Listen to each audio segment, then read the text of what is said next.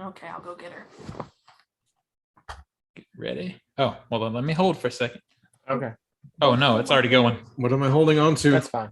Hold on, baby. It's going.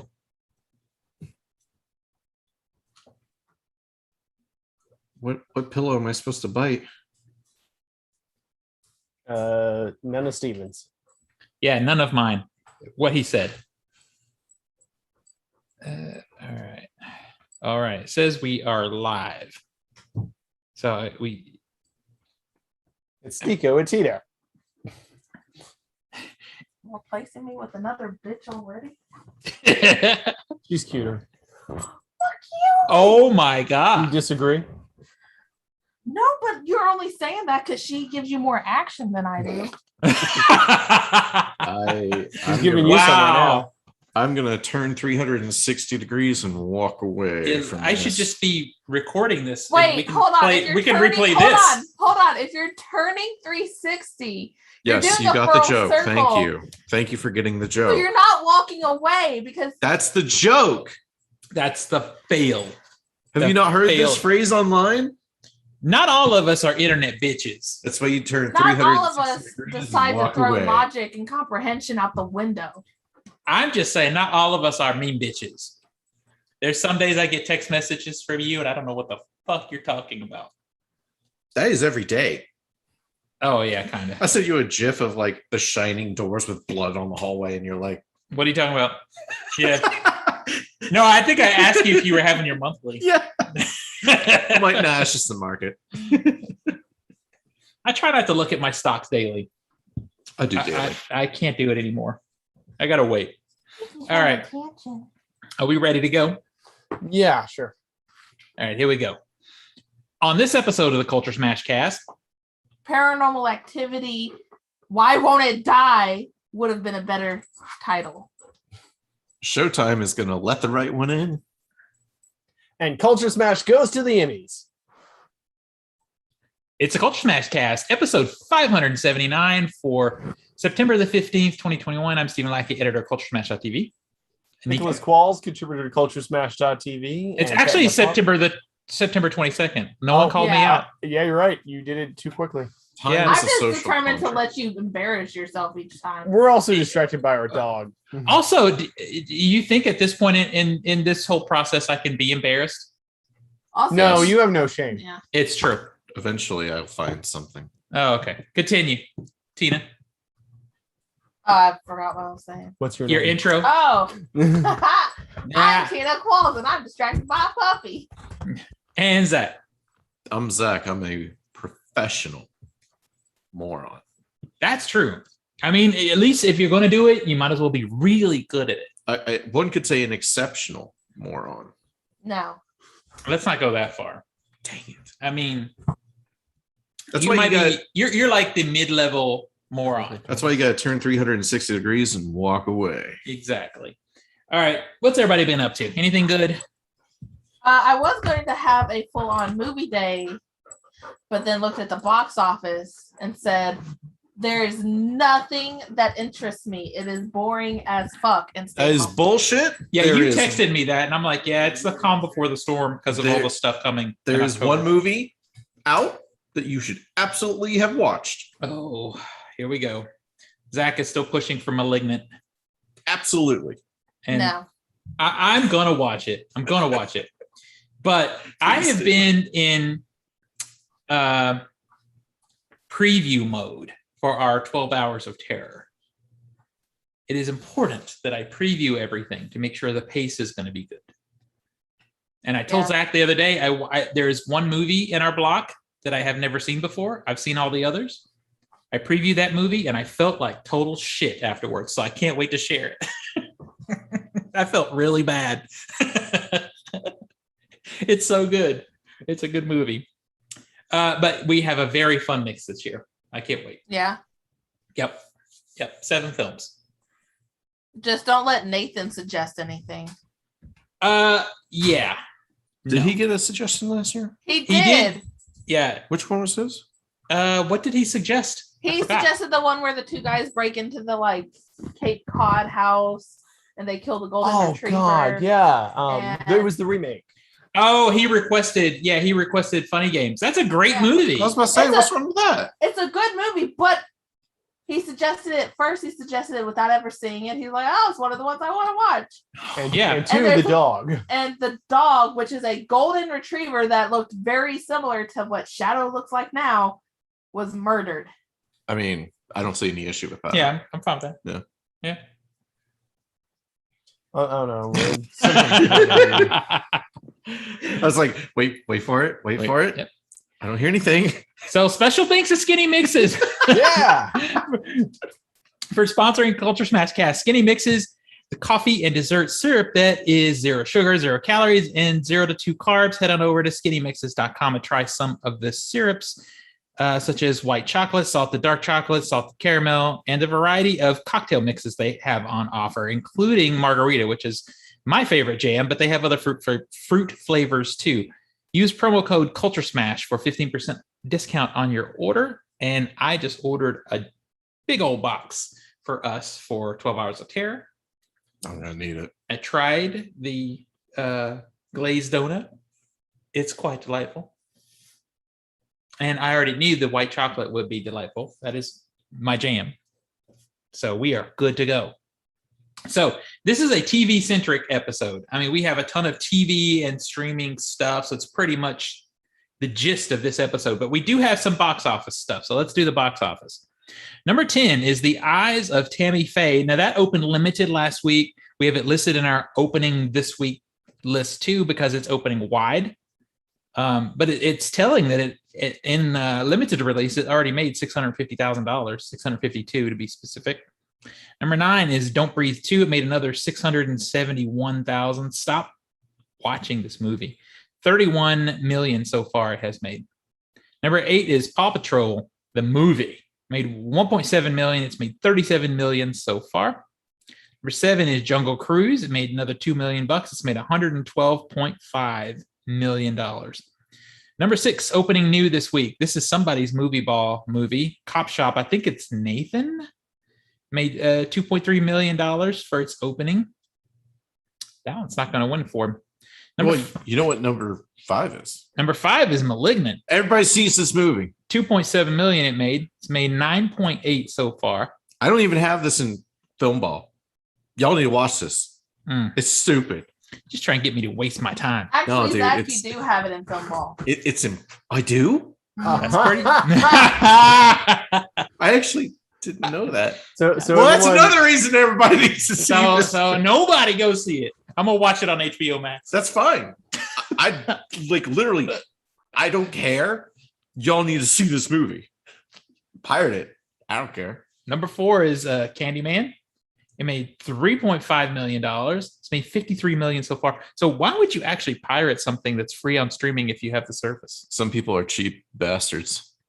I've been there. If you already have the service, though. No, if you already have the service, that's one thing. Yeah. But if you don't have the service and you're a cheap bastard, Oh, I support that. yeah, I get it. Yeah, I support that. Number 3, opening new this past weekend was Cry Macho. It made $4.4 million for its opening.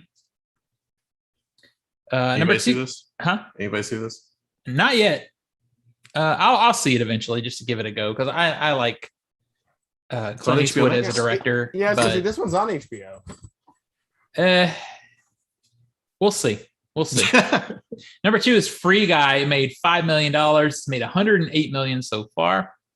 And number 1 over the weekend, once again, is Shang-Chi and the Legend of the Ten Rings. It made another $21.6 million.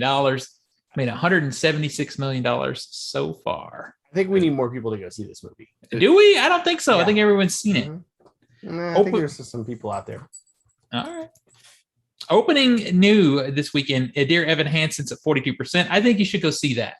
That's what you should see. I've heard it's either the greatest musical you've ever seen or the worst. I've heard it's terrible, and especially from people who like the actual musical, like the stage play. I hear that like they don't do all the songs versus the stage play, and that it's just not good. I've heard that it's wonderful. And everyone I've should seriously see it. heard like mixed. I know why Steven is wanting everybody to go see it because it's not in his film ball. Are you sure? Yes. You 'cause sure? Nathan got all the musicals. Yeah, Nathan did get all the music. Are you sure? Yes. I'm sure. I looked at the Nathan's sheet Work of the Lord. multiple times. Speaking of, Well, then it's only at 42% of Rotten Tomatoes, and The Eyes of Tammy Faye is down to 66%. It was at 70-something last week, so I guess more people are seeing it, and now it's sucking more. So speaking of Film Ball, Yes, so pretty much the final summer film ball update. The rankings are Steven at number 1 with $378 million. Zach, I think you have secured place number 2 with $277 million. Oh man. Nathan has third place with $235 million. Nico at 204 comes in at 4th. And me with $190 million coming in at 5th. Now, this being said, Nathan still has 1 week left of Candyman, but he has to try and make up that $42 million difference just to try and tie with Zach. I can see Candyman doing that. So safe to say, Zach, you got 2nd place. Now, for the fall and winter film ball update, 3rd place is me and Steven and Nathan with $0. $0. Zach, you are in 2nd place with $7 million. And Nico is in 1st place, just shy of that $7 million with $155 million. Some steep fucking competition. So far, it's kicking in. For our audio listeners, in case you didn't hear us discuss earlier, you may or may not hear some odd noises in the background. That is a puppy that's close to the microphone. Who will not go to sleep. Shadow is not bad. I just needed to say that in case someone hears like do you guys give Shadow a treat or something? We try to. Yeah, and she's playing with a chew toy now. Yeah. We try to give her Okay, toys that's to what I heard. I thought I distract heard her eating something, and I'm like, her. She was definitely mouthing stuff. Okay. She's It's not in a bad. biting mood. Yeah, we moved the mic onto the floor to keep it off the little small table it was Because on. she keeps knocking it down.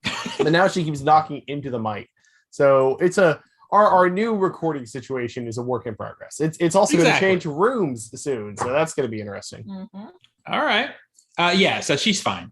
You don't have to pin her back up. She's all right. All right. All right. So let's get into TV. So we had a lot. We had the Emmys this week, but there were a ton of trailers for things out. So let's dig into the trailers first. Why don't we do this in a different order? Tina, you have a story.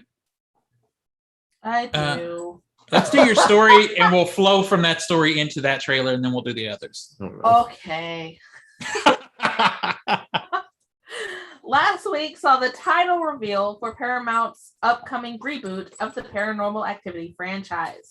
What is it, you may ask? Well, it is Paranormal Activity Next of Kin.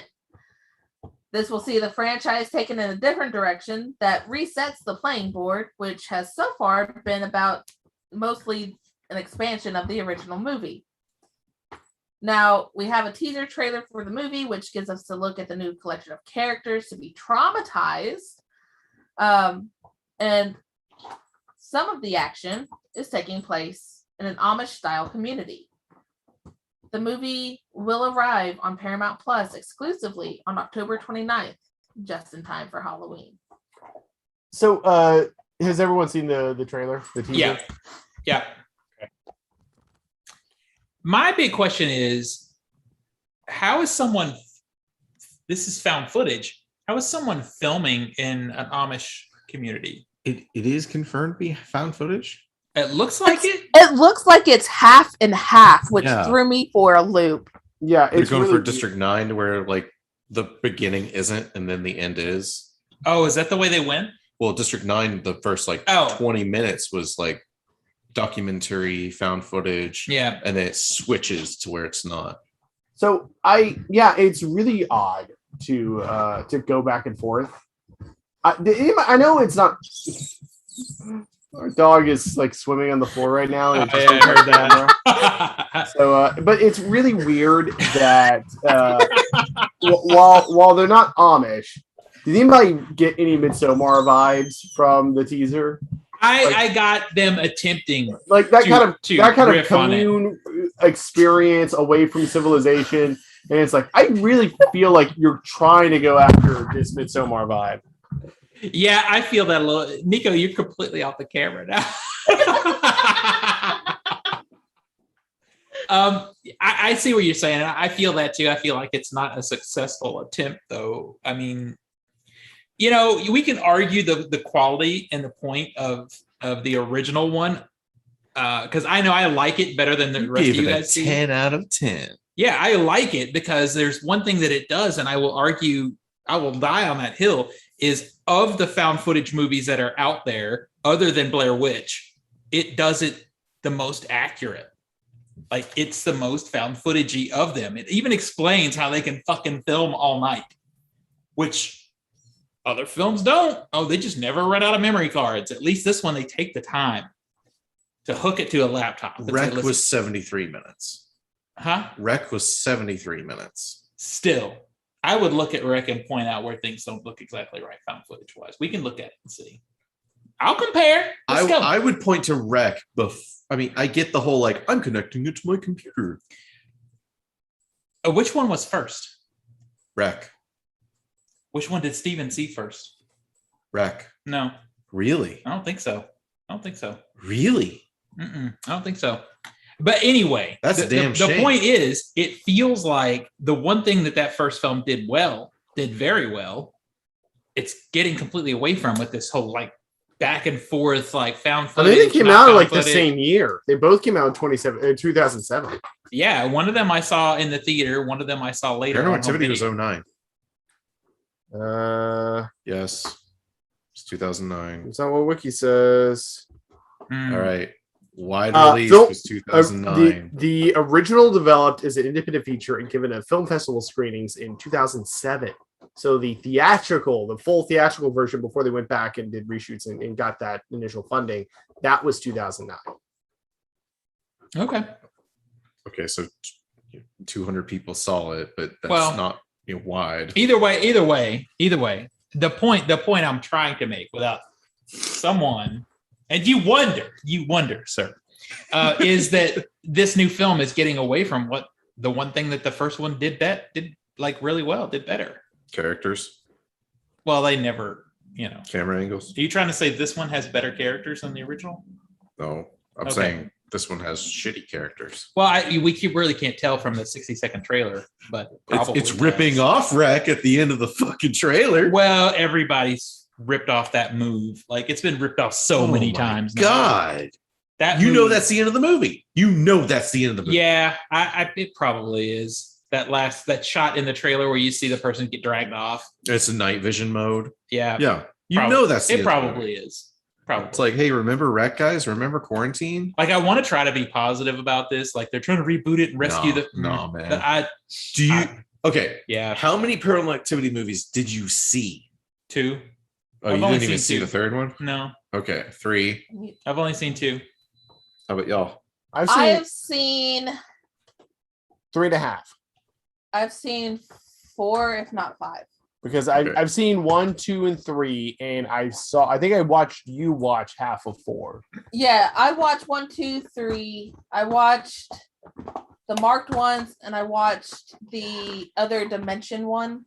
So 5. Which one's the one where the guy like falls through a portal and is in the house of the first one? Isn't that the Silent Hill 3?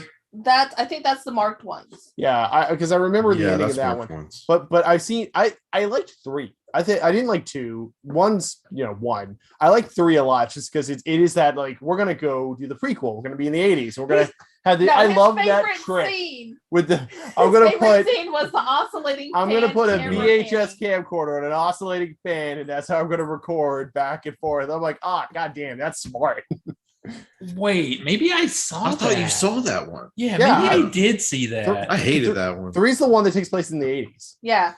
But it's funny because I would not have remembered seeing the third one until you said that. And then now I remember I remember that. But the third one's more memorable to me than the second one.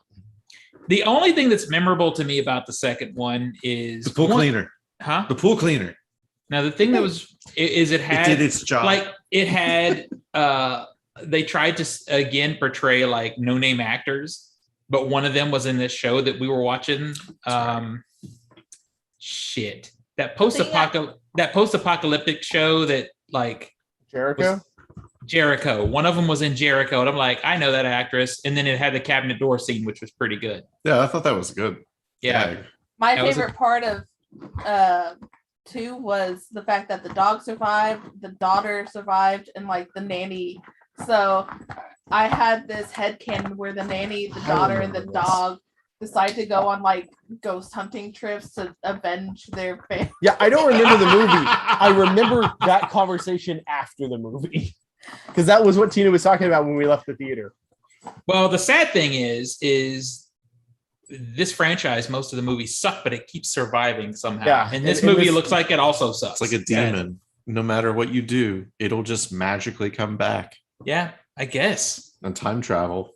Oh God, don't do it. Little do we know, our 12 hours of terror is just going to be all the paranormal. Oh no, Steven, don't my do it. God. I would What shit. a good idea. I would absolutely shit.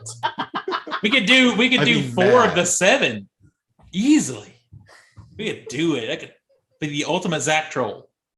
I would be so fucking pissed. Zach would sit through I would be each so movie fucking and it's pissed. And at the end of each one, I'll be like, "Don't worry, that was just a joke. We only going to do 2 of them, and then we watch What, the third 3 one." of them? I was just fucking with you. We're only doing 3. The sun I has would risen, and hurt it's you. like, Well, you've gone this far. You might as well finish. You know, that'd be great.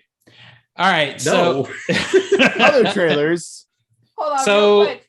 Yep. Shadow got her toy stuck in her coat of shame, and she couldn't get to it. I've been there. Continue. I've been there, Shadow. I've been there. What the hell did you have a cone on? It's a long story. Don't kink shame. I should ask All Ada. right. That's the problem. Right? You probably should. All right, so let's talk about the Finch trailer. This is an Apple TV film. There's your post-apocalyptic. Yeah. There's your post-apocalyptic right there. And does anybody know, is this a film that they bought or one they actually paid to make? Because I feel like they bought it to me, I don't know. Please hold. but maybe not. Maybe not. Because there's I some will aspects. say, I'm Yeah. totally up for destruction porn, post-apocalyptic Tom Hanks and dog. Well, I was gonna say Tom Hanks' last movie, Greyhound, is also an Apple Plus Apple TV. Yeah. Plus. Now that one I know 100% was bought. Yeah, Oh, because no. I mean, well, because that one was like the second week it was the service was open that came out. Yeah. At the beginning of the pandemic. So, according to Wikipedia, Yeah. the film was announced as BIOS in October of 2017. Announced as what? BIOS, like computer BIOS. Oh. Filming took place throughout New Mexico from February to May 2019. The film was scheduled to be released in theaters in the United States by Universal Pictures, but was There we go. delayed several times due to COVID. It was retitled Finch and sold to Apple TV Plus. Huh. So that's So interesting. the movie was essentially done before it got a retitling. Yes. Sounds like it. Because there's some moments in this movie that look, this looks like cinema. It looks like movie theater movie. And then there's some other moments in it that look like trash. Well, I wonder if they had to go for reshoots because Yeah, if they that's what change I the wonder title, too. what else they do? I mean, it looks fine. Basically, it's Tom Hanks is one of the last people on Earth. He has a pet dog. He makes a robot, and he's trying to survive the. And he has to like run from a storm, basically. So it's, what? It's Castaway, post-apocalyptic. Except, does anybody else notice that Tom Hanks seemed to be talking in falsetto the entire trailer? Yes. Yeah, Why is that? I don't know. Is that just the Acting. way he talks now, or is that something he's doing for the role? Don't say that's the way he talks now. This is 2019. This is pre-pandemic. Yeah, This is pre-him. I mean, it's like getting COVID. watching a movie with Clint Eastwood. It's like I can't watch it now because he's got a weird different sound in his voice, like a growl or something going on, and now Tom Hanks is speaking in falsetto. I think it's weird, and maybe it's something because of they're trying to play with this idea of being dehydrated or something. I mean, Because did anyone see News of the World? Oh, I Okay, forgot. well- I also forgot that movie was a thing too. I mean, he was Okay, in so- that, so I'm just trying to think: was he doing the same thing? No, in he that wasn't. movie. Yeah.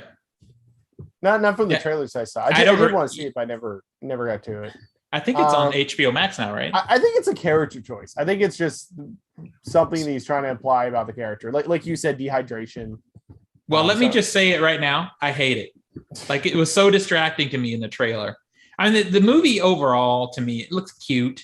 It looks like a little family post-apocalyptic style movie. Like it's safe to watch with the kids because it's got a cute dog. It's got a cute robot. I had one thought when I was watching this trailer. What's that? And it was that dog better survive the movie or I'm going to be pissed. The dog dies. But you want to know what the big problem Zach with is that? also going to die. You want to know what the big problem with that movie is? Does not survive the movie. Zach Neither does will not you. survive. Here's a big problem with the movie, though. It's on Apple TV Plus. Yeah. That's a hard. Well, looks like I'll skip it. Yeah. I mean, Don't you get Apple TV for being like a Mac user or something? I forget how. Oh I'm not yeah, sure yeah, how it for a works. year, Oh, okay. and I mean, then that's I something. dropped it. I 'cause think I'm you not get it paying with the for it. phone. Yeah, when you buy a phone. You get I it for should 1 get year. it because I just spent $2,000 on a computer. Yeah, Yeah, you probably You do have qualify it for it. I do? Yep. Oh, it's, and I know we've Because- talked about this before. It's just a matter of actually committing to going onto the service and looking at stuff. Well, we'll get to it when we get to the Emmys, but like Ted Lasso is such a tour de force on all media right now, all television sitcom comedy. Everyone's talking about it, yeah. and it's on Apple TV Plus. So I And haven't I'm seen it yet. not going to watch it. Yeah. And here's the funny thing about this movie is it looks harmless enough and like it could be some cotton candy entertainment that if it were in the theater, I'd probably throw it in a mix with a couple other movies on a movie day.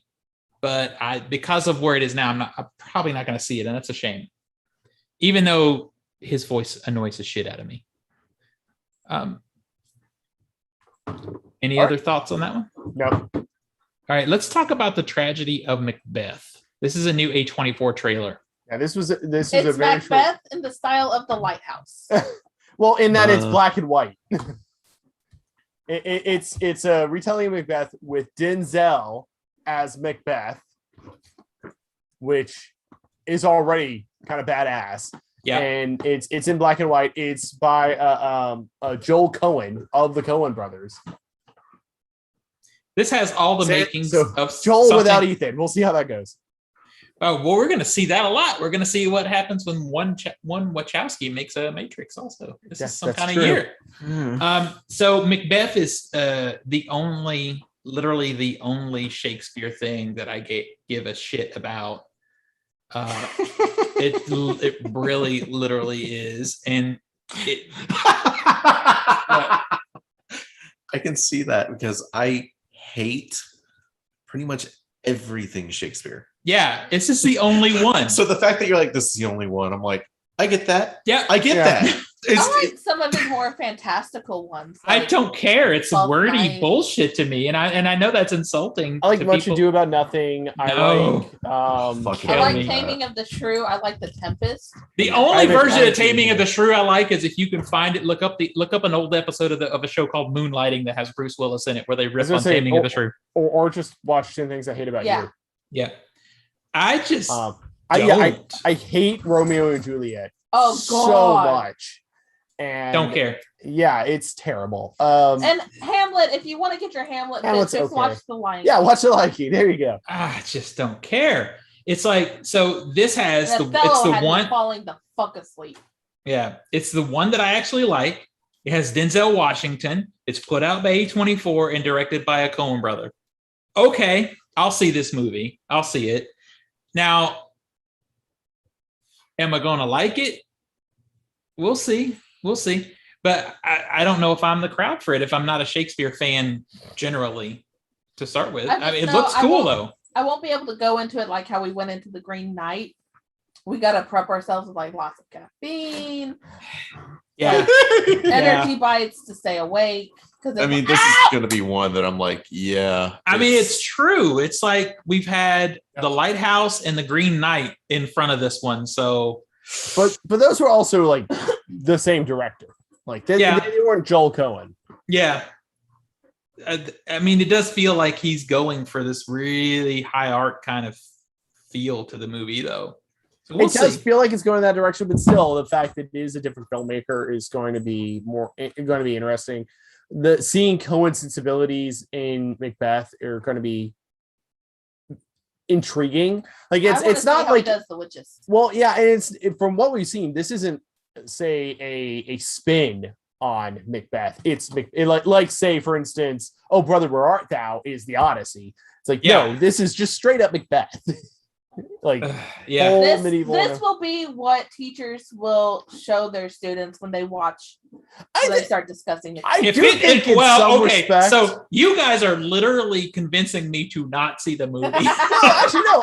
In that respect, I think it's a good idea because I think it's good to have that. It's good to have an accessible popular culture version of the literature you're trying to educate. Because sometimes teachers need a break and they need to put a movie on. So in that respect, I hope this is good because then kids get to watch it. I mean, is there a good cinematic telling of this story already? Is there? I've seen a movie of Macbeth, but I can't remember it for the life of me. It was Yeah, just I don't know.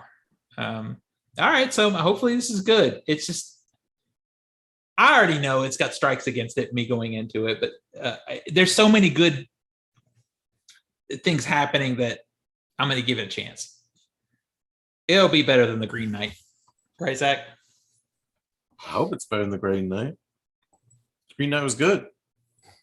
What was it? Could you imagine this being better than that? That'd be great. I could imagine Yeah, it being I better. can very easily imagine this Yeah, being me too. better. I can imagine that too. I can imagine me and Nico not falling asleep. Yeah, if one of us doesn't fall asleep, it's already better than Green Knight. Well, and if it doesn't make me angry like The Lighthouse did, that would be great too. I would really love God. that. Although I wouldn't mind some epic monologuing like what we I had know. at the White House. Well, I mean, we will get that because That's it's Macbeth. Shakespeare. That's Macbeth. Yeah. But no, it's like the frustrating thing about the Lighthouse is I'll occasionally see a YouTube video of one of the really great monologues from the Lighthouse, and it's like, you know what, that isolated is really good, but as a collective movie, it is not. Thank you. As I nod towards Zach for the audio listeners. Oh, I got it. Fucker. All right, let's talk about the Chestnut Man. Tina, I feel like you had some investment in this. I do. Okay, so I have had the Chestnut Man sitting on my bookshelf for like a year and a half by this point, and I keep telling myself, "Oh, I'll read that after I finish this book." And then book club happens, and it's like, "Okay, I'll read it after this one," and then I don't have time. So I'm like, "Okay, now I fucking have to read it," because all of my bookie friends are like, "This is a great story." So it's like, cool. I get to read it and watch the TV series. So I'm excited. I'm super excited. So you want to tell everybody what it's about? So basically, it's about this group of detectives / cops, whatever, investigating this serial killer. His signature is leaving a chestnut man, which is basically two chestnuts, one making the head, one making the body, and then sticks making the arms and legs. And when they investigate the chestnuts, they find the fingerprints of like the prime minister or like a high up government official's daughter as the fingerprints. Except for she went missing and killed a year ago. So it ties in a past mystery with this current. What the hell is going on with the mic? Yeah, I'll work on that. You guys talk about it. Yep. Keep going, Tina. Oh, wait, I think we lost her for a second. Did we lose you, Tina? The audio's not there. The video is. Yeah. We unmuted one. He Oh, there we go. muted me. No, I was. It is. If you hit this, hold down the space bar. I think that was subliminal. Like he didn't do it, but he did do it. I know. But I don't want to give away too much because I have read like some synopsises that go deeper into like the spoiling aspect, and I don't want to pull a Zach. But it's basically Is that a term? Is that an official podcast term? Yes. Pull a Zach. But it's basically combining the murder of a government official's daughter with the current hunt for the serial killer, and it's supposed to be really good. So I'm excited. I mean, do we know how many episodes it's going to be? Is this a limited? I think it's going to be like 5, maybe 6. So that is a great, like, I have gotten really into appreciating a story like this being 4 to 6 episodes and done. Yeah. I like that. And I think that was started by not a murder thing, but a similar, but a limited was a Queen's Gambit being 6 episodes and out. I was like, You mean like Chernobyl? Huh? You mean like Chernobyl? 5 episodes. Chernobyl. Yeah. Chernobyl was fantastic. Yeah. So that kind of length and it's a little more than a movie, but not like a big series commitment. Yeah. I'll probably and the give book this a go. is pretty hefty, so I'm expecting to have like good amount of detailing in there. So I need to be like lured back on to different streaming services. Like there has to be something to lure me back to watching it. So they really need to release a new season of the British Bake Off show, so that I'll come back to Netflix then and start looking at all this other stuff. Because that's what needs to happen. Because right now I'm binging old episodes of X-Files. Yeah. On Hulu. That's what I've been doing. But I'll give this a go. I'm in. Supernatural. So. Oh, well then you do the same thing. I feel like you'll watch this. Nico will be forced to watch it because you're watching it, and I'll watch it. That's what's going to happen. Yeah. Zach is not going to watch it. Hell no. I'm down. I'll give it a go. I nearly nodded off during the trailer. I was like, this ain't for me. All right. So is what it about because you had to read? Yeah. Yeah. You know me, the guy that goes and sees subtitle films that had to convince his mom to see Parasite because she refuses to read subtitles. So yeah, obviously that was the issue. Side note. That is a funny sidebar really quick while Nico is not here for the next trailer. That was a big concern of mine for our 12 Hours of Terror event. The people who are listening, we're going to do 12 straight hours of horror movies. Is the movies I really wanted to share with you guys. There are 3 of them that have subtitles. And remember I asked you guys, some bitches were like, it'd be okay if we watch 3 movies with subtitles. Well, one of those bitches is not on the show right now, and it's Nathan, because he's like, do we have to see so many movies with words? Last I checked, that's why he's a bitch. And I'm like, I'm the blind one. I'm the one who struggles. No, I'm absolutely fine with subtitles. Like, bring it on. Well, there will be 3, but I'm gonna make them as palpable as possible. I do realize that most of the trailers that I shared had subtitles, and I'm like, yeah. oh, no. Well, but you know what that is, though, and that's something we've talked about before. Is Netflix is less and less about actually making stuff, and more about buying foreign stuff and releasing it with a Netflix logo. Yeah, and they ran out of Canadian, like English-speaking Canadian shows. They bought them all already. Disney does it too. Mm-hmm. I mean, Disney doesn't buy actual shows, but they buy IP and just put their own stuff out. But what is it I just saw? It wasn't really worth an entire article to post here, but Netflix also bought the entire catalog of Roald Dahl's material. Yeah, including Willy Wonka. And you know they bought all that stuff just to get Willy Wonka. I mean, being real, there's a lot of good stories there. I mean, yeah. If I get me some Matilda action, I'm happy. Don't fuck with Matilda. That movie has been done perfectly. We had this discussion. If we're going on the book, near perfectly. We did have this discussion. We had this discussion last week. We did? Mm-hmm. We talked about this. All right, so Operation Hyacinth. What is that? Let's talk about that real quick.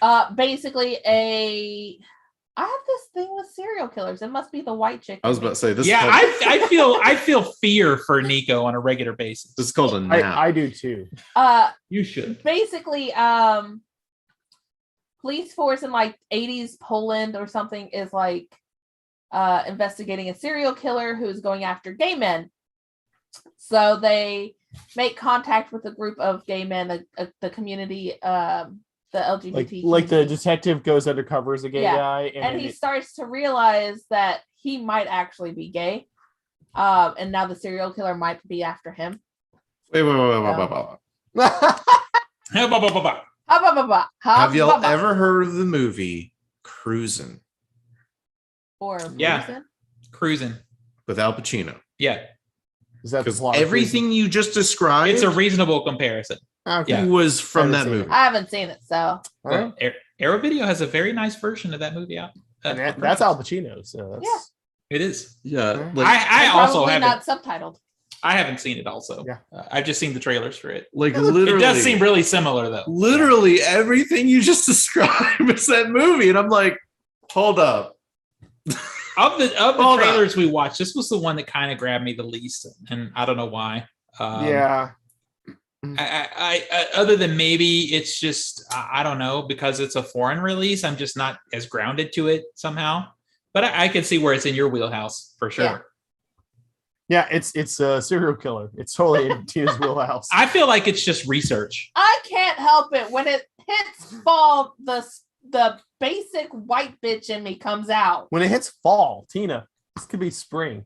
This could be summer. This could be winter. This True. could be insert any. The only difference is in the fall you're having a pumpkin spice latte while you watch it. I haven't had my pumpkin spice latte yet. Good. Well, damn, that's something. All right, so let's talk about The Humans. The Humans is basically a stage play of this family getting together in a cramped New York style apartment for Thanksgiving. And then basically the family kind of breaking down and getting together. It's just basically It's family drama. Family drama. Yes, it's family drama in a very staged environment, because it definitely looks like a stage play. It does. From the trailer. Yeah. Like fucking Fences.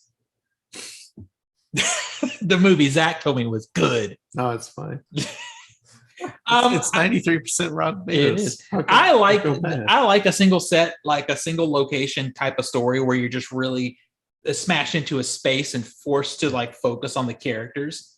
So I don't know. I could be down for it. I could be. I need to see a little more about it. I will say, I think the thing that made me share it to our group was just that one scene where she's like, you have to lean up on the glass. No, just lean up further. And I'm like, I've had to tell people to do that. I've had to do that. Mm. So I like that bit, and that's why I shared it. Yeah. So, I mean, we'll see. I need to hear a little more about it. I keep thinking about in that kind of situation. I really do love a movie, a Jodie Foster directed movie called Home for the Holidays. I don't know if anybody's seen that movie. If you haven't, it should be on your holiday watch list. All right. It is one of my favorite holiday movies for like Thanksgiving. It's basically, it has Robert Downey Jr.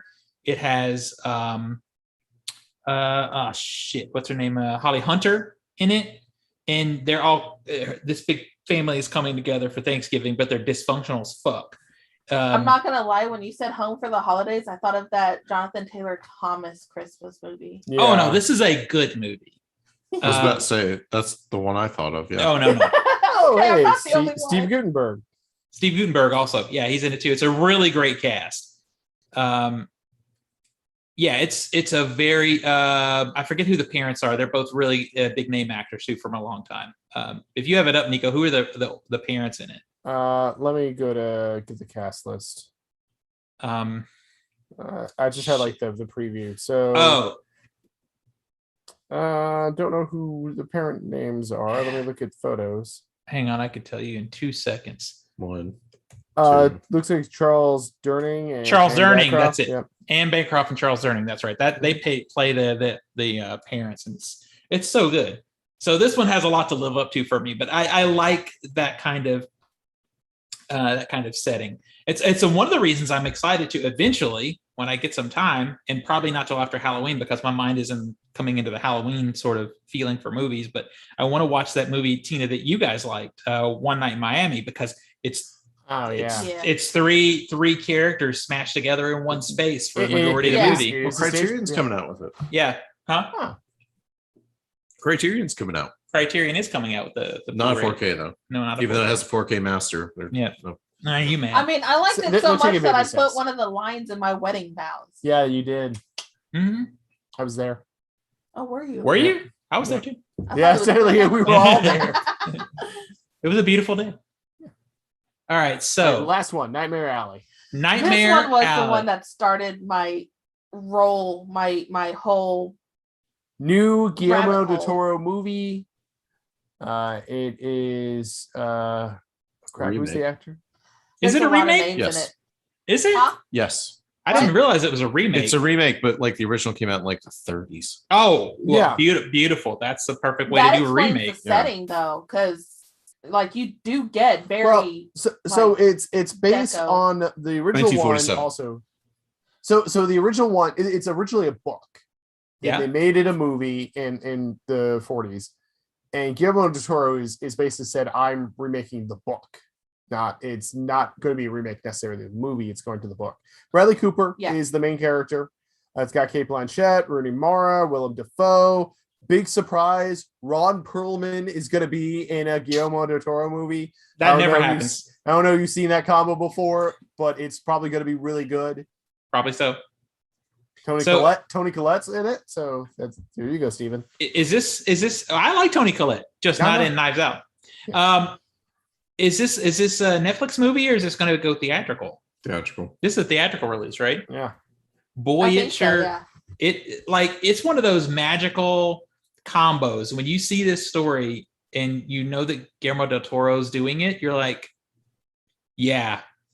No one else should touch that but him. I mean that's the style of it. Like the style is just so entrancing. It is just from the trailer, like the sets, like all the period setting and the colors and Guillermo del Toro. That each scene, like when they're breaking down what looks like a circus tent and they're stomping on the tent in the rain. Yeah.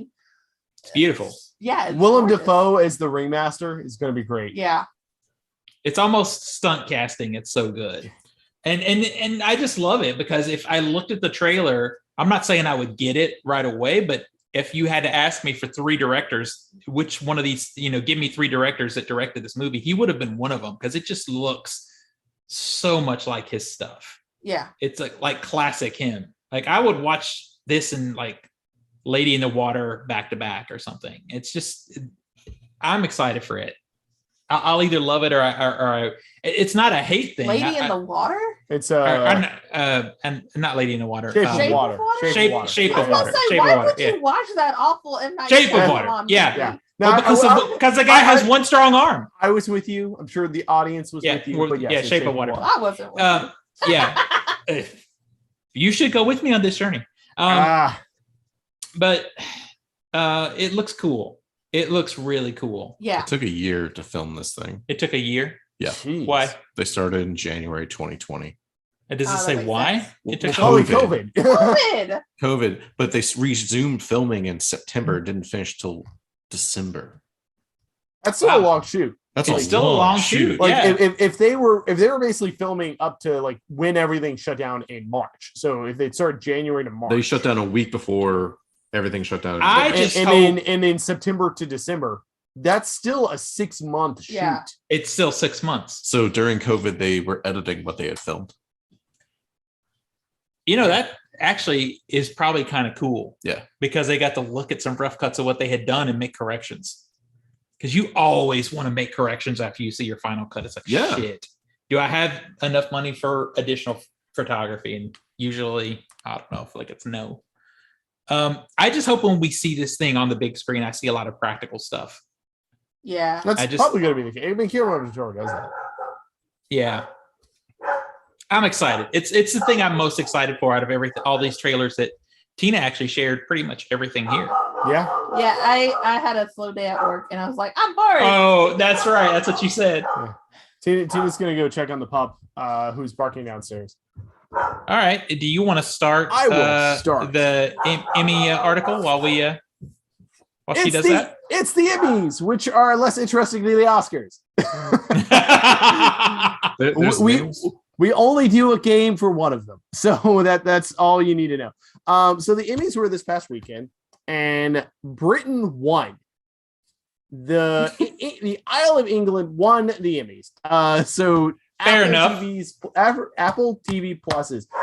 I'm gonna get this name right one of these times. Apple TV Plus. That's a goddamn too long name. I agree. Ted Lasso led the charge on the comedy side, while Netflix's The Crown led with the dramas. The Crown was actually tied with The Mandalorian for most nominated drama series, both at 24. But The Mandalorian did not get the wins. The Crown did. The event was hosted by Cedric the Entertainer with a limited audience at LA's Microsoft Theater compared to last year's mostly online streamed event in the middle of the pandemic. Genre shows that are bread and butter on the show, like the heavily nominated WandaVision, Mandalorian, Lovecraft Country, they did not fare too well, which is not terribly surprising. They all have better luck at the Creative Arts Emmys, which are all the more technical aspects.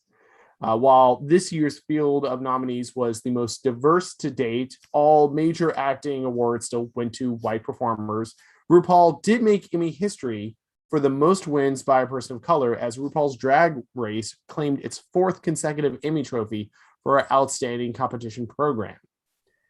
Now, I've got the list. Do we want to go over all the Emmy awards? I don't think you have to go over the entire list. I figured you would just sort of pick out the cherry pick the interesting ones to us, because there's a lot of shows in here that just aren't in our wheelhouse. Not only that, there's a lot of shows that aren't in our wheelhouse, and there's a lot of secondary, tertiary awards that also go to a lot of the same shows as the big winners. Exactly. Like for instance, there are some weird ones. Like for instance, Outstanding Variety Sketch Show only has 2 options, and one is Saturday Night Live, which wins. So that's kind of crazy. Yeah. But in terms of, we'll get the lead. So lead actress in a comedy was Jean Smart in Hacks. Lead actor in a comedy, Jason Sudeikis in Ted Lasso. See, this Ted Lasso show is winning everything, but I just can't care about like the story. It's a sports-based thing, and I'm just not interested. So here we go. So no, it's not. Like I said, it's a lot. This is another thing about the Emmys. It's kind of a lot of awards. It really is. Best actress in a limited series or movie. That went to Kate Winslet in Mayor of Easttown. And that's a great show. If you guys haven't watched it, it's a limited. It's like an 8-episode limited, and I think Tina should definitely watch that show. I have been wanting to watch it. Yeah, it beat out Elizabeth Olsen in WandaVision, Anna Taylor-Joy from Queen's Gambit. On the actor side of limited series, that went to Ewan McGregor in Halston, beating out Paul Bettany in WandaVision, and all the Hamilton noms that we got on that one. Lead actress in a drama series went to Olivia Colman in The Crown, beating out Elizabeth Moss in Handmaid's Tale and Journeys Smollett in Lovecraft Country. Lead actor in drama went to Josh O'Connor in The Crowd, beating out Jonathan Majors, Lovecraft Country, and other notable people. Outstanding comedy was Ted Lasso. Outstanding drama was The Crown. Outstanding limited series did go to The Queen's Gambit, so we did get a streaming win there as well. Deservedly so. That series is really good. But yeah, it's pretty much, it went to a lot of, I would say, fairly traditional options. And not that they're undeserving options, but nothing too surprising from the Emmys this year. Well, and the thing is I was looking at the list, and I see even The Boys got some nominations. But a lot of the shows that are like what in our wheelhouse, like the genre shows, I don't think, as much as I enjoy some of them, I don't think they're to the level of some of these more traditional things. Like WandaVision is a very imperfect series. There's 3 good episodes, there's 3 bad episodes, and there's 3 okay episodes. Ultimately, I think WandaVision won the awards it should win. The creative art ones, the technical ones. As much as I am a genre guy more than other stuff, when I look at like that Kate Winslet show, I'm telling you, if you watch that show, it's 8 episodes, and it's nearly pitch perfect as far as a series, as a mini series. It really is. It flows well, and it's consistent, and it's good. Did you see that way? The counter programming promotional material that Amazon and The Boys was doing? Basically, The Boys were having as around the same time their in-universe version of the Emmys, with the in-character like Homelander and Mauve and all the heroes up for awards for the movies that they do in addition to being superheroes in all of their marketing material. That's hilarious. It was funny. I need to catch up with The Boys. I haven't started season 2 yet, and season 3 is coming up. I started season 2, and I don't know. I like it. I really don't have an excuse on why I didn't finish it. Yeah, because it's not that I don't like it. I like it, but for some reason I just haven't finished it, and I don't know why. I just get squirreled, I guess, to other things. But yeah, it's like I've seen on some other websites, some podcasts, people complaining that like the genre stuff got shut out. But to me, the quality is not there compared to something like, really good HBO programming is hard to beat. Really good HBO dramas done well are hard to beat because they've been doing this for a minute. Netflix did it. Crown is Netflix. Yeah. Queen's Gambit is Netflix. Ted Lasso is that's Apple. Hulu or Apple TV. Yeah, I've heard The Crown is really good. I haven't seen it, but I've heard really good things. I've been meaning to try The Crown. It's just there's always something else that's like, ooh, I want to watch this more. Yeah, and it's like, that's ultimately the problem. Season stacks up, and I'm like, yeah. That's ultimately the first world problem with streaming material is that I hear that's good, but I could get to it later because it's always there. And that is not necessarily true. It likely is true for the original programming stuff. It's not likely that Netflix is going to get rid of The Crown anytime soon. Yeah. But I mean, that's I also kind of want to get to it because I like the gimmick of jumping ahead and changing cast to show these more older version of these characters. And Gillian Anderson is in this season. So exactly. Yeah, she's playing Margaret Thatcher, and I'm really interested in that. I think the other side of it, which I think she also got one. Oh, wow, good for her. It's like, okay, the subject matter of this maybe is not as interesting as the new season of some genre thing, so we get grabbed by that because it's like you tier things based off that subject matter, and The Crown is like interesting, but it's not high enough on the list to bump out What If or Star Wars Visions. So that's what's happening, and I'm sure it's really good. I keep hearing it's really good. It just gets like, for me, that's why I haven't gotten to it yet. So yeah, I didn't watch the Emmys. I'm like you. I think there's so many freaking awards, but they have to cover a lot more ground, for streaming and for TV than but that's the weird thing too. I was thinking about, like, Oscars doesn't differentiate comedy, drama, variety or anything. It's all best movie, like best in these technical fields. It doesn't divide genre. Which do you think they could do that for TV and streaming? I mean, would they be able to fairly encompass everything? Because there's so much. I don't know if they'd content. be able to fairly encompass, but I think the argument could be made. I don't know. It's just weird because you get the other problem with the Oscars is they do shut out that material. At least that material gets nominated for awards at the Emmys, even if it's not winning. You are very rarely going to get comedies in Best Picture nominations. Comedy and horror almost always gets shut out of Best Picture. Yeah. Silence of the Lambs is that standout that everybody leans to. It's like, oh yeah, there was that one, and there's been others that should have been nominated. Probably there's some comedies too that probably should be nominated. So I don't know. This is like, how long was the Emmys anyway? I think they were back to red carpet and everything. So I was like, no, I'm not doing all of that. Actually, I am curious what the runtime is versus the Oscars, because I would, whatever could give me a shorter event, I'd be happy with. That's what exactly. All right, should we move on? Let's do it. So, Showtime is officially opening the door to a new vampire series. The premium cable channel has given a series order to Let the Right One In. Zach is so excited about this. Yeah, a television adaptation of the Swedish novel and its 2008 film adaptation. The story was also remade as an American movie called Let Me In 2010, directed by the Batman filmmaker Matt Reeves. Nico, get off your phone. Showtime has ordered 10 episodes of this new show, which will begin production in New York City sometime in early 2022. Oscar-nominated actor Demian Bichir, I guess. Damian Bichir. Yeah, Damian Bichir. Yeah. plays the lead role, and the series also stars Tony winner Anika Noni Rose from Dreamgirls, Grace Gummer, and more. Andrew Hitteraker. No, Yeah, I don't know that one. Now. Yeah. Yeah, that one's tough. He helped with Penny Dreadful, wrote the pilot, and will serve as showrunner. He'll executive produce alongside Seth Mann, who did Homeland, who directed the pilot, and will be getting behind the camera again for future episodes. So that's not surprising, because Homeland is also a Showtime show. Yeah. So he probably has a deal.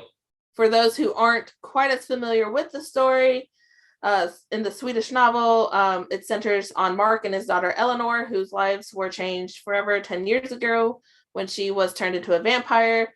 So she's locked into the age of 12, perhaps forever.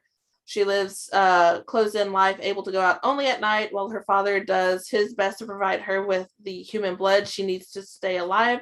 And she ends up making friends with a human 10-year-old boy. So I don't know how I feel about this as a series. I have not read the book. Zach and I were discussing this pre-show. There's apparently a lot in the book that they will never cover. Nope. But so is it kind of like Stephen King's It with like the kid orgy? That was exactly what he referenced. Yeah. But the thing is, what I like about both movies, more so the original and to some degree in the remake too, is this sort of quiet pace that they have. It's just sort of, it's like dark and noir and kind of slow and quiet. I don't know how that would, if they could even bring that back for a series, how that would work. But I just... Yeah, it's also like in New York City, like if filming is in New York City, it's like that's a loud scene. Like just the setting of that of New York. Like you're right. It's been forever since I've seen the movies, but they are quiet and slow. It is you're basically looking outside at night on a snowy night the whole time. Yeah, not only that, with it being night, they have to film mostly at night. I would imagine. Which will be bright in New York City. Yeah. Well, I mean, because the whole atmosphere of What the Right One was about hearing the snow crunch underneath your feet, and that's the only sound you can hear. So it's like the changes of doing it to where it's like, oh, she's just turned into a vampire 10 years ago, and her dad in New York. I'm like, just call it something else, man. Just call it something else. And even if they execute it, can you handle that atmosphere across 8, 10, or 12 episodes? No, that was 3 episodes tops. Yeah, that wasn't how it was in at least the movies. I don't know about the book, right? Like it wasn't her dad that was the guy. It was like the previous, I guess, child that she connected with, who's just grown up with her, and now it's basically she makes friends with who will basically be the new caretaker. Well, it's a little bit different in the book. I said, sure. I've only seen the movies, and it's also been a decade since I've seen the movies. Yeah, same here. In the book, it's explained that the caretaker that she is with is pedophile. Yeah, but that's not even going to be broached in this series. No, it's not at all. No, that's a good thing to skip. Yeah. Well, I mean, the book goes into extensively graphic detail about his life and what he's done. I feel like all they're going to do is take the basic concept and do their own thing. I'm good leaving that behind. Yeah. It's shock. I don't know. It's what let the right one in, let me in, in Near Dark are three like vampire films that I like go back to that I love because of this sort of quiet atmosphere of them and this pace. And I don't know. Showtime also can do quality programming, do some good stuff. So they can also do the last seasons of Dexter. They can do that, yeah. And HBO can do the last season of Game of Thrones. Yeah, that's true too. Yep. That wasn't HBO's fault. That was not HBO's fault, and you know it. Tina's giving me a glare for the Dexter comments. HBO Tina, are you excited for the reboot of Dexter? No. It's the bringing the original cast back. Let it die. You've already fucked it in the They're ass. not bringing the original cast. They're just bringing Dexter back. This is like Dexter's coming back, and so is what is her name? Carpenter, the girl who played his sister. That's apparently like spoilers. You mean his ex-wife that they were banging all through the time that they were supposed to be siblings, and by the time they actually had a romantic connection, they were divorced? Yeah. So it made everything fucking awkward. Well, apparently she's coming back too. Yeah, as a ghost, I think. I think they're making her like how he had visions with his dad. I think it's with her now. But everybody else, because it's in North, it's in snow. It's no longer Miami, so it's like everyone else. They should have stopped after the Trinity Killer. They should have stopped. They should have fucking. So stopped. I never actually finished it. I was devastated after they killed off Julie Benz, which was the reason I started watching it to begin with. And then I think after the not Jack Palance. Who's the guy that the guy who was in Raising Cain? He was the villain in he was on that William Shatner show, like the Mars thing. I can't think of his name. Rock from the Sun? Yeah, he was on that show. John Lithgow. That I think that was the last season that I watched. That was the Trinity season. That was the Trinity Killer season. That's when they should have stopped. That was the greatest ending. Well, see, that's when I stopped. Good. So you stopped at the end of the show. You stopped at the actual end of the show. Perfect. Everything else I knew was a it. dream. I did that on purpose. Because then they have this one killer who's like, no, they didn't, because the show ended. Yeah, it biblical ended. Bible verses and bullshit. I don't think they did. Yeah, the show ended. Although they did have a character who had a great meme afterwards. The surprise motherfuckers. Some fries, motherfuckers. Oh, that was from Dexter. All rise, motherfucker. I did not know what that was from. I didn't know that either. I didn't either. All right. Huh. Well, now we learn something new every day. So. Holy shit. All right, Zachy boy. All right. Well, in DVD news. Show us how unprepared you are. I mean, I'm just starting to read this now. I know. All right, there we go. We know the answer. Yeah. Zack Snyder's Justice League ran away with the #1 spot in the disc sales charts for its first week on video, outselling the #2 seller, The Conjuring 3, by a 5-1 margin. So Warner Brothers has opted to keep its digital release only for HBO Max right now. So if you want digital, whoopsie poopsie. So Blu-ray formats accounted for 75% of Zack Snyder's Justice League first week unit sales, with 38% of its total tally coming from 4K Blu-ray. That is, yeah. And then 37% standard is standard Blu-ray, and then 25% is DVD. 25% is DVD. Crazy. You buy IMAX formatted movie on DVD. It's not even IMAX formatted. You know what I mean. You know what I mean. No, the slow motion shots, they had to crop. I know. Dumb. It's a fascinating story though, because I was following it. Literally, store shelves were empty. People were buying the shit out of it. Snyder, like, either bought them all or paid somebody to go buy them all.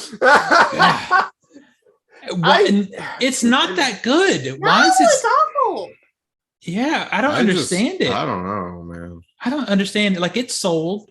Like you haven't seen movies sell physical like this in a while. I think it's probably because it is such a limited thing. Like, you can only watch it on HBO Max. So this is the only other way people can get it. So you do have a large segment of people who don't have HBO Max who are now finally getting a chance to watch the Justice League. So I guess I that's the only thing I could think that it is, but I agree, it's not that good. It's crazy. But I think word of mouth about the movie outside of us is more positive than we are of it. Maybe. I mean, yeah, because my coworkers loved it, and I'm like, what the fuck? Why? Yeah. Do they have a brain?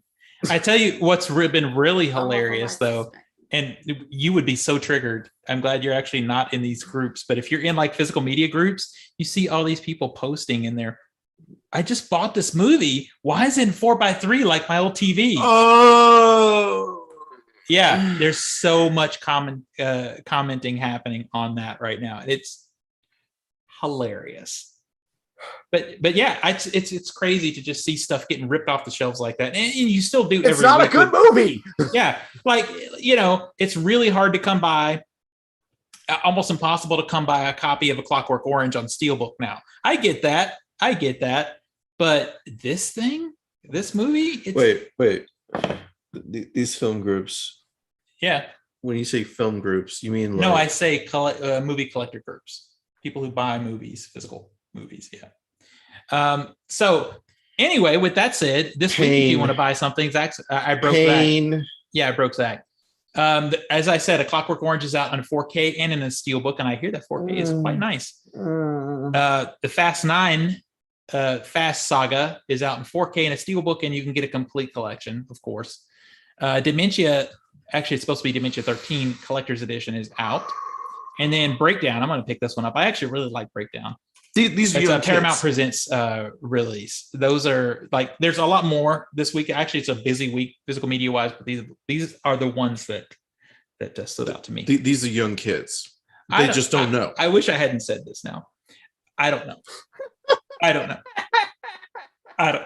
Don't. When they say like my old TV, I assume that they're not young kids. How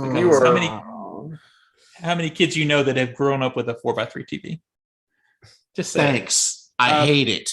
All right, Nico, you want to tell me about the comics this week? Sure. This week's comic book pick of the week is DC Comics Fable crossover, Batman versus Bigsby, a wolf in Gotham.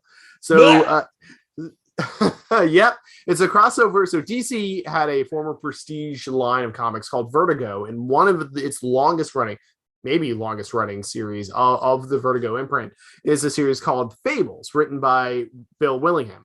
It's a modern retake of classic fairy tales, basically like all the characters you're familiar with: Snow White, Big Bad Wolf, Jack from like all the Jack Tales. Like all these characters escaped the various enchanted woods that they're from into modern day New York. And they are essentially making a hidden community of themselves in New York City. That's the story. And revisiting that in their current prestige line, DC Black Label, is a crossover with Batman. So Bigby, the Big Bad Wolf, is the detective of Fables. He's one of the main characters. A very kind of grizzled, noir-esque detective character is crossing over with the world's greatest detective as a series of odd murders are taking place in Gotham, closing in Murders. All of a sudden, Tina's interested. Tina's already ready to dive into this one. Seems like there might be a werewolf in Gotham, and this is all leading up to the 32nd annual Gotham Literary Festival. So I think it'll be an interesting kind of revisit. Fables wrapped up in 2015. It's had a lot of spin-offs in one-shots and stuff, but it's been a while since the fans of that have really gotten continuous material. So I think they'll be happy to see more of this. It's Bill Willingham, the creator of Fables, writing it. So it's someone who obviously knows the materials coming back to it. And it's Batman. So there's always that. Yeah. It's cool artwork. It's not really my jam comic book wise, but the artwork's cool. Mm-hmm. So if you get to read it, you can let me know how it is. Sure. And then I'll did you get your unlimited subscription yet? No, not yet. I need to get it. Marvel's doing a lot of special online unlimited subscription stuff right now. So like in terms of online only material. So it's stuff going digital first, not in print. And oh wow. I want to check out some of that. Some of it's kind of cutesy, funny stuff, but other ones like Jonathan Hickman actually writing more X-Men things that are on that. Or not Jonathan Hickman. Yeah, Jonathan Hickman, who's like shepherding the entire X line. And that's going to culminate in its Inferno story arc later in the year. So yeah, there's a lot of stuff. Okay. So if you're a Marvel fan, check out Marvel Unlimited. It has thousands of back issues of books, and it's pretty much current up to 6 months ago. So if you hop on now, it's not like you're terribly far behind the material that's out right now. All right. Now, see, that sounds like it's in my wheelhouse. Jonathan Hickman doing X-Men stuff. I do miss Jonathan Hickman doing Fantastic Four stuff though. His X-Men run is very fascinating. It is very different. It is someone taking, okay, here's what X-Men has been. Let's evolve it past its status quo of being the traditional school kind of environment. And it's like, we'll make these mutants an actual like people and nation building and stuff like that. It's a really neat direction to take it in. I find some of it hit or miss just because there's so much X material right now. He's definitely the showrunner of all of the X line, but you have an X-Men book that he's not the main writer on it at this moment. I think Gary Dugan is. X-Men, Marauders, New Mutants, Way of X. There's going to be an Onslaught story arc coming soon, Inferno coming soon, X-Corp. There's almost a dozen X books at any given time. So it's a lot. That's a lot. Yeah. That is a lot. So probably get the unlimited subscription so you don't have to buy issue by issue. That sounds like the move. Mm-hmm. All right, let's bring this thing to an end. I've really got to pee. That's why I went before. So, okay. So, Nico, where do we find you on the internet, sir? You can find me on Twitter and Instagram under Nico Scream, NIKOSCREAM, usually talking about Dungeons and Dragons or the occasional comic book stuff, or photos of our dog, which you can also find on Instagram at the.shadow.pepper. Nice. Tina? You can find me on most major social medias under Cheddar Popper. This week I will actually remember how to spell it. That is CHEDRPOPPR. Zach? You can find me on Steam and Discord. I am a dangerous mute lunatic. You can find me on Instagram as well as Master in the Matrix 91. Okay, you can find me Culturesmash on Facebook, but Off the Shelf Movie Night on YouTube, talking about physical medias. I'm getting ready for the 31 days of Halloween, where I watch 31 horror movies. I started my... Oh, you can't start till the 1st of October, sir. Anything you've watched now does not count. Okay, well, I started with Halloween. No, that one doesn't count. You can't start before the 1st of October. I'm not doing it every day. This is not Nom. I'm not doing it every day. I'm starting my spooky season. Well, I'm not doing it every day because we're going to watch in one night 7 of them. So I don't have to do it. There. That is a week right there. So I don't have to do it every day. This isn't Duolingo where you got to come back for your 7-day streak. Yeah. So I'll be getting all that stuff ready. So Off the Shelf Movie Night. And then the Film Push podcast, there's another episode coming. That's the show where I interview filmmakers and film executives about film. So until next week, I guess we'll see you guys later. Bye, everybody.